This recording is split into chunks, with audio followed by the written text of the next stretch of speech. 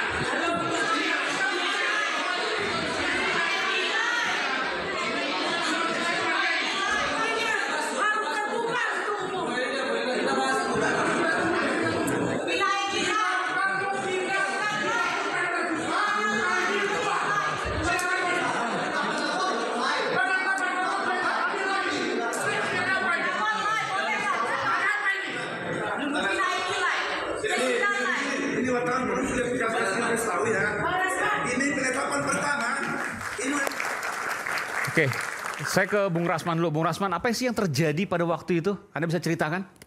Baik, terima kasih. Bismillahirrahmanirrahim. Selamat malam. Saya dan keluarga besar serta tim hukum mengucapkan terima kasih atas diangkatnya topik oleh iNews dan juga TV malam ini, ada juga di TV yang lain. Hormat saya, Bang Saur, praktisi hukum, rekan saya, Mandarsam dan teman-teman. Saya sampaikan, pertama, saya adalah orang yang sangat mengingat setiap apa yang disampaikan oleh penegak hukum, pejabat, ketua umum organisasi advokat, dan orang-orang yang saya anggap patut menjadi uswah wa hasanah, contoh tauladan. Di antaranya saya mengutip dari pesan dari almarhum Dr. Baharudin Lopa, mantan Jaksa Agung Republik Indonesia dan mantan Menteri Kehakiman. Beliau mengatakan, banyak orang yang salah jalan, tapi mereka bersenang-senang karena memang mereka bersama orang-orang yang salah. Tapi beranilah berkata benar, masih engkau sendirian. Karena itu saya ingin katakan bahwa kasus yang dilaporkan terhadap saya adalah sangat-sangat sederhana. Laporan Hotman Paris Hutapea terhadap saya adalah dugaan pelanggaran Undang-Undang Transaksi Informasi Elektronik. Pasal 27 ayat 3, 45 ayat 3, Junto 310, 311, Junto 55 ayat 1 ke 1. Di situ jelas tentang pencemaran nama baik. Pasal yang satu ini baru sampai pada penetapan tersangka terhadap saya dibutuhkan waktu 1 tahun lebih. Bayangin, 1 tahun lebih. Dari penetapan tersangkalah baru saya dibolehkan, nih Pak pakar hukum kita. Saya telepon, namanya AKBP Dodi Hariansah, kanitnya. Saya telepon, Pak Kanit, kenapa saya jadi tersangka?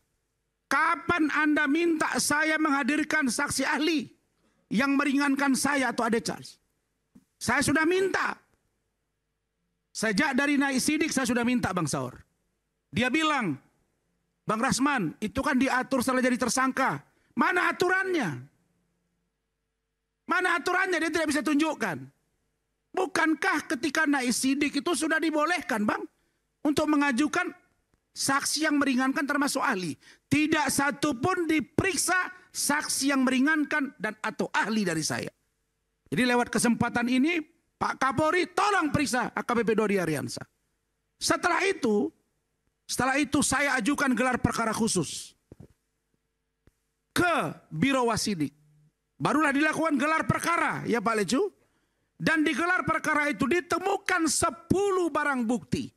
Yang itu barang bukti yang disajikan oleh penyidik adalah banyak yang di atas tanggal yang dilaporkan oleh Hotman Paris. Saya dilaporkan oleh Hotman Paris 10 Mei 2022. Bisa-bisanya barang bukti yang menjadikan saya tersangka di atas tanggal 11. Sampai waktu itu pimpinan gelar beberapa orang kombes menegur, Anda ini Tuhan atau manusia? Maksudnya gimana? 10 ya, dilaporkan. Bayangkan, saya dilaporkan 10 Mei 2022. Iya. Harusnya barang buktinya 10 Mei ke belakang dong. Betul. Ini barang buktinya 10 Mei ke atas. Sebelum 10 Mei? Setelah 10 Mei. Barang bukti maksudnya? Barang bukti yang dilaporkan bahwa saya melanggar tindak pidana pencemaran itu, barang buktinya itu banyak yang di atas tanggal 11. Kan tidak boleh dong kita melaporkan orang apa perbuatan pidananya sampai dibilang Anda ini dukun atau Tuhan. Jadi laporannya tanggal 10, buktinya mana? Buktinya besok-besoknya. Iya. Itu terjadi. Begitu ya. Sehingga berguguran. Dari 10, 11, 10, 7, 5, 5, 2. Begitu bang. Ternyata setelah dibacakan dakwaan di pengadilan, itu barang buktinya tinggal 6. Masih mereka pertahankan di situ. Dan salah satu yang sangat memalukan, itu menjadi barang bukti yang bukan pernyataan saya, tapi tim hukum saya, yaitu Ibu Eledenetti, itu orangnya. Dia yang ngomong, tapi ada barang bukti di dakwaan bahwa saya yang mengatakan itu. Ini memang benar-benar kebablasan. Saya udah mulai malas membela polisi, karena saya lihat dari awal Bang Sor banyak yang tegur saya. Bang Rasman buat apa bantu-bantu polisi? Saya bilang saya tidak melihat institusi apa pribadinya, tapi saya lihat institusinya. Saya berharap lewat kesempatan ini Pak Kapolri, Pak Irwasum periksa. Kita buka-bukaan. Oke, setelah saya jadi tersangka, untuk naik menjadi P21 dibutuhkan waktu 18 bulan bang. 18 bulan. Tersangka ke P21, bolak-balik Bung Indarsam, bolak-balik. 19P, 19P, 19. Kenapa? Karena alasan seorang perempuan bernama Putri Klima Aprilia mengatakan kepada saya bahwa dia dilecehkan, kita preskon, dia di samping saya, ada video, terus dia bilang nggak dilecehkan dengan alasan tidak ada bukti. Saya sajikan tanda tangan kuasa. Diuji lab, dibilang tidak identik. Tidak identik. Saya panggil yang mengerjakan surat kuasa, diperiksa, didampingi, ada foto, diabaikan itu semua. Setelah itu saya mulai diskusi dengan jaksa. Pejabat tinggi kejaksaan, Pak Jaksa Agung. Saya akan kasih namai orangnya ini kalau Bapak panggil saya. Kalau enggak kami akan surati. Saya berdiskusi dengan keluarga saya Bu Ade, dengan teman saya. Ya, mantan petinggi Mabes Polri. Saya komunikasi dengan seorang jaksa yang juga petinggi. Yang sekarang menjabat di salah satu kejaksaan tinggi di daerah, ya. Apa dia bilang? Bang, ini tidak cukup unsur. Kami bertemu 3 kali. Saya nggak usah cerita apa yang terjadi antara saya dengan dia. Ternyata belakangan saya dapat informasi dia yang sudah menyetujui agar itu di P21. Apa cerita ini? Pak Jaksa Agung, kalau memperbaiki bangsa ini, saya akan buka terang benderang bagaimana kasus ini. Kalau memang Hotman orang kuat, orang benar, orang suci, orang ditakuti, tidak usah proses hukum. Tangkap saya dan penjarakan saya agar kalian puas untuk kemauan Hotman Paris. Anda melihat bahwa semua ini ada dugaan rekayasa? Ya. Apa kata mereka? Begitu saya telepon teman saya, abang saya itu. Dia teleponlah jaksa yang bersangkutan. Ya Bu Ade, betul nggak Bu Ade? Apa dia bilang? Saya telepon nggak diangkat. Lalu dia bilang, Bang, uji lab saja Bang. Uji lab aja ke luar negeri Bang. Dia ngomong. Kemudian begitu saya telepon nggak diangkat, diteleponlah oleh abang saya. Dia bilang sama Bang Rasman, Bang, Saya kan cuma pejabat di sini bang, saya cuma mengatur teken aja. Karena dia udah ngadu kemana-mana bang, nanti saya bantu. Itu kata dia. Buka di telepon Telkomsel, pasti akan terjadi. Kau nggak bisa keluar ya. Ya jabatanmu sekarang saya akan buka. Siapa kau?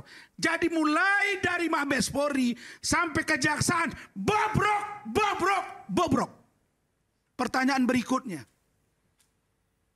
Di pengadilan, saya tinggal menunggu ruang pengadilan. Tempat kita buka-bukaan.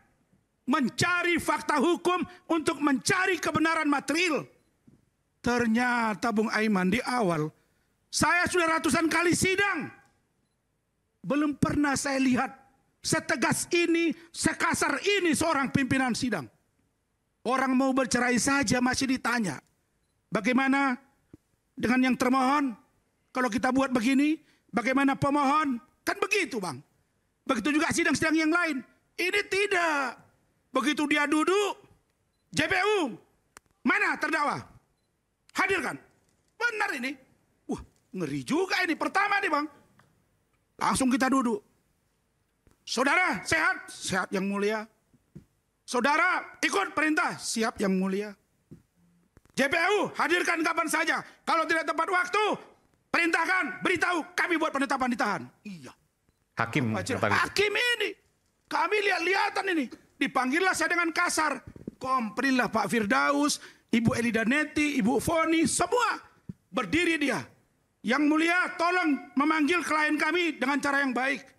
Diam saudara. Saya mengatur. Saya langsung begini. Yang mulia, mohon maaf yang mulia. Kalau ada kesalahan dari tim hukum saya mohon maaf. Saya akan peringati mereka. Benar tidak? Ya Bu Ida. Dan saya bilang, saya sudah ingatkan seluruh tim hukum saya. Jangan benturan dengan majelis hakim. Jangan benturan dengan JPU. Bukan saya takut dengan hukuman ini. Tapi saya membuat bagaimana persidangan dengan baik. Sampai Bung Firdaus, Bu Ida, Bu Foni. Itu mau mundur dari kuasa hukum Bang Saur. Bung Inarsa. Kok begini Rasman? Saya coba bicara hati ke hati. Akhirnya mereka mau. Sidang pertama, kedua, ketiga. Disepakati live dan terbuka untuk umum.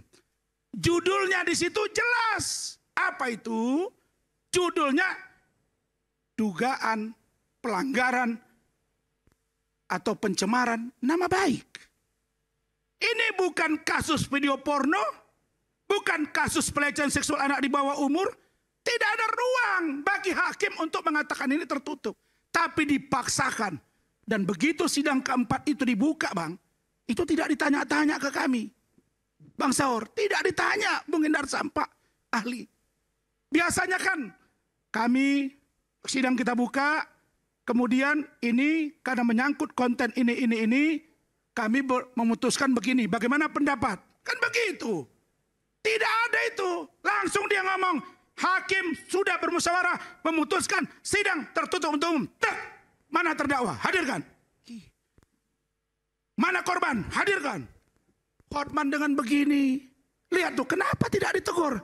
Saya kan ada vertigo dikit. Kemarin malam saya makan obat vertigo ya. Saya muter begini ke belakang, betul kan? Langsung dimarah. Heh, saudara terdakwa, lihat ke depan. Ya, dalam hati saya, ini saya yang dipelonco atau dalam seminar? Apa maaf, militer. Dalam hati saya, waduh, saya nahan diri. Yang keempat dia bilang begitu, kita ngomong baik-baik. Tolong perhatikan postingan Instagram saya. Yang mulia, ini adalah chattingan-chattingan pembicaraan. Dan Hotman juga sudah berbicara di media banyak. Kenapa harus tertutup? Tidak, ini harus tertutup. Kami yang putuskan. Saya berdiri. Yang mulia, tolong ya Hakim Agung.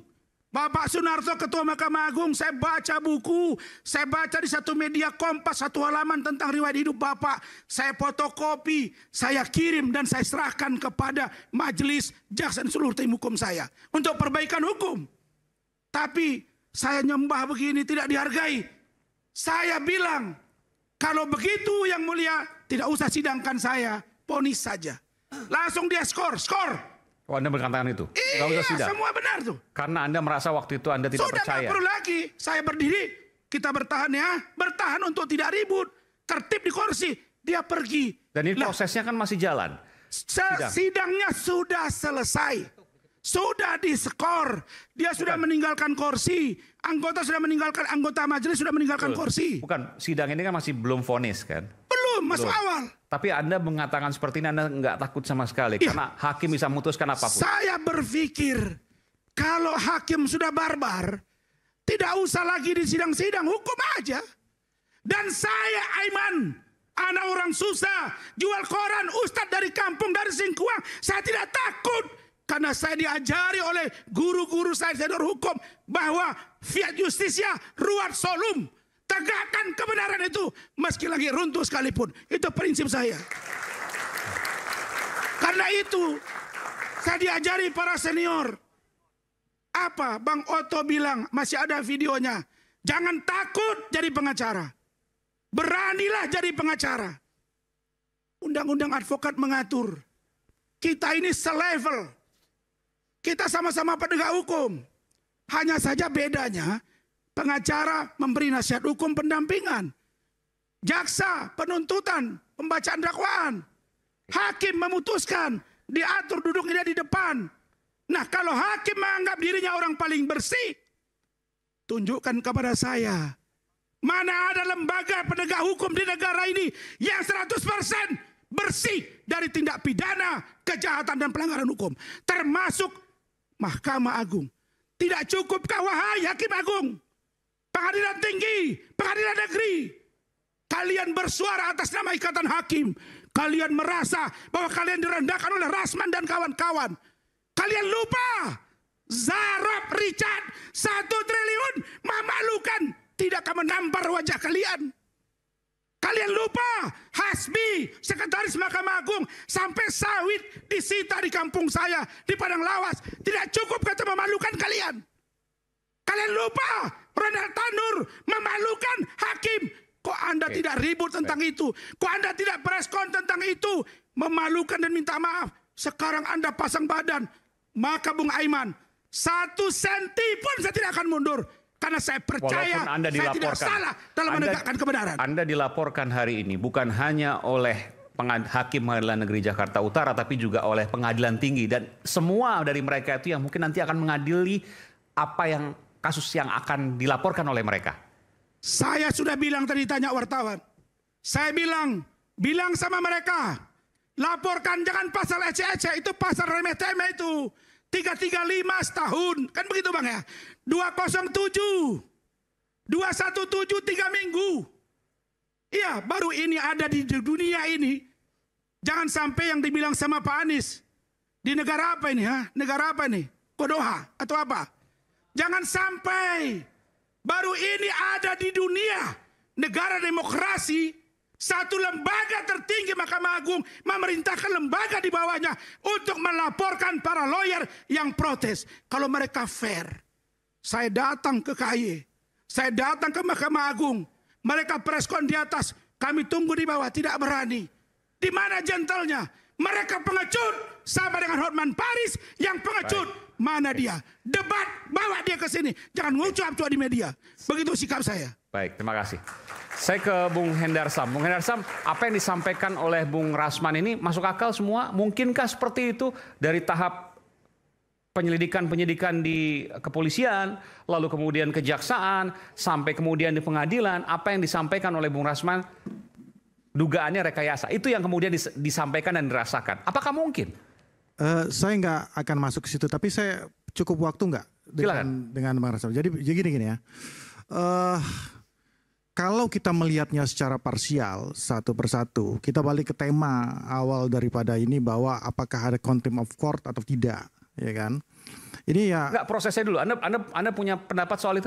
Kalau masalah proses, tentunya kedua belah pihak kan mempunyai pandangan masing-masing ya, dan juga belum ada putusan hakim terkait dengan masalah ini. Jadi saya tidak dalam konteks itu, karena saya punya misi lain terkait dengan sebenarnya kenapa sih? Ini kan hilirnya.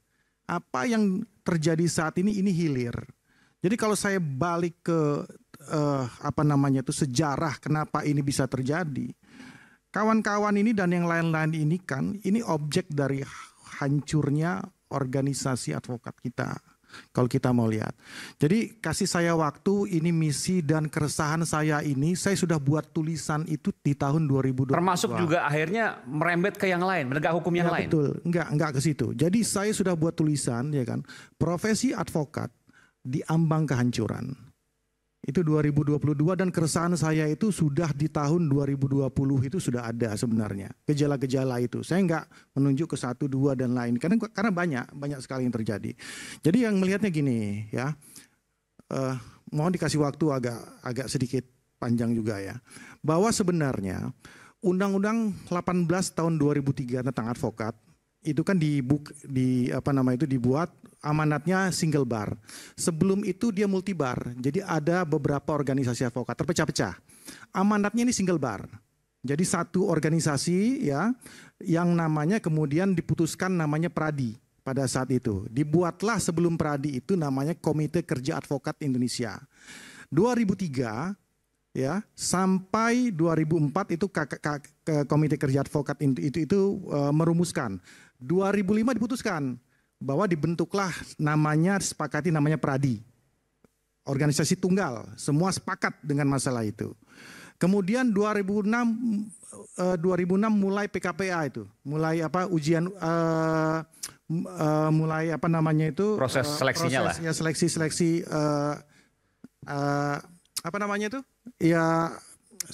training segala macam ya, jadi saya lupa ya. Nah kemudian 2007 itu tes. 2006 sorry. Oke ya prosesnya itulah. Prosesnya itu. Oke. Kemudian berkembang. Kemudian terjadi perpecahan. Oke. Kemudian terjadi perpecahan di organisasi ini. Perpecahan itu kalau tidak salah di tahun 2011. Ya, 2008, 2009 itu udah mulai gonjang-ganjing. Pecah ini organisasi. Enggak praktek, memang secara konsepnya dia adalah single bar, kemudian jadi multi bar. Pecah itu, jadi Pradi, kemudian pecah jadi KAI. Ribut. Yang KAI ujungnya nggak diakuin oleh pengadilan segala macam, ribut segala macam. Nah, pada saat itu ujungnya ya di 2015 itu karena ada desakan, saya nggak tahu lagi sebenarnya dan lain sebagainya dinamikanya, Mahkamah Agung mengeluarkan surat keputusan ya di tahun 2015 untuk membuka keran ini. Seluruh organisasi boleh melakukan boleh melakukan pelatihan dan melakukan sumpah sendiri. Nah, kemudian organisasi-organisasi yang tumbuh ini ya kan, parameter untuk menjadi sebuah organisasi yang besar itu apa? Jumlah anggota. Kemudian, ya ini mohon maaf ya kan, saya harus buka belak-belakan. Atas parameter tersebut, maka para organisasi-organisasi advokat ini kemudian berlomba-lomba merekrut anggota sebanyak mungkin. Makanya ada anekdot, kalau yang tes 1000, yang diterima 1200. Ini anekdot yang terjadi. Artinya proses seleksinya, saya tahu persis. Kacau balau. 2006 itu untuk lulus ujian 5.200. Apa yang kamu sampaikan di sini? Intinya gini, artinya ada kekosongan hukum di sini. Ketika banyaknya organisasi advokat, tanpa adanya kode etik tunggal, tanpa adanya majelis kode etik tunggal, maka seperti disampaikan oleh Bang Saur tadi, dipecat dari satu, besok malam udah bisa pindah ke yang lain. Ini kekosongan hukum yang terjadi. Ego dari masing-masing pihak. Jadi memang ujungnya salah asuhan semuanya. Ujungnya nggak ada standar yang baku. Maka saya tanya ke teman-teman yang lain, 94 organisasi advokat yang sekarang. Sedih saya ngelihatnya. Saya hampir lebih dari 2 dekade berpraktek. Ya kan? Saya nggak membayangkan hal ini sampai kayak gini gitu loh. Baik itu dari person to person. Jadi oleh karena itu ya, saya mungkin saya udah pernah sampaikan lah di beberapa teman senior-senior yang ada di sana. Profesi advokat ini ujungnya di profesi keranjang sampah. Kenapa keranjang sampah? Semua bisa jadi advokat sekarang asal sarjana hukum. Benar nggak Bang Saur? Betul kan? Asal sarjana hukum. Saya jamin masuk.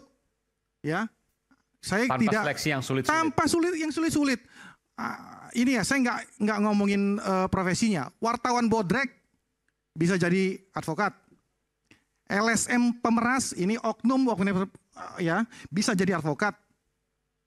Semua bisa jadi advokat sekarang. Dan disitulah hancurnya hukum Indonesia. Hancurnya. Termasuk juga efeknya nanti akan ke penegak hukum yang lain. Penegak hukum yang lain, karena seleksinya nggak ada. Nah, oleh karena itu, goalnya, ini saya sudah buat ya naskah akademik, bagaimana urgensi perubahan undang-undang advokat ini penting untuk dilakukan. Jangan sampai artis memang harus benar-benar selektif. Bayangkan di angkatan pertama dulu itu 5.300, yang lulus cuma 230. Kalau saya nggak salah. Sangat selektif sekali.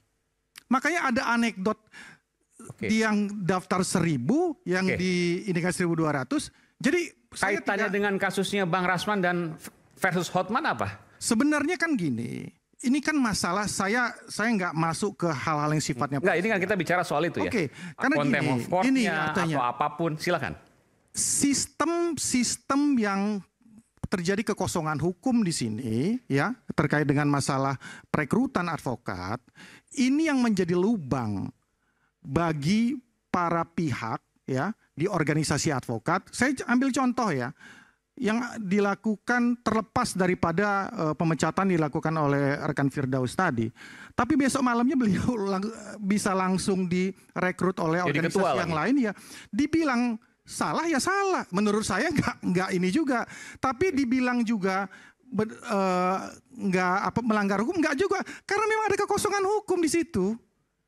Oke, itu dari advokatnya. Tapi dari prosesnya saya mau tanya dulu. Tadi apa yang disampaikan oleh Bung Rasman itu bukan tudingan yang main-main nih.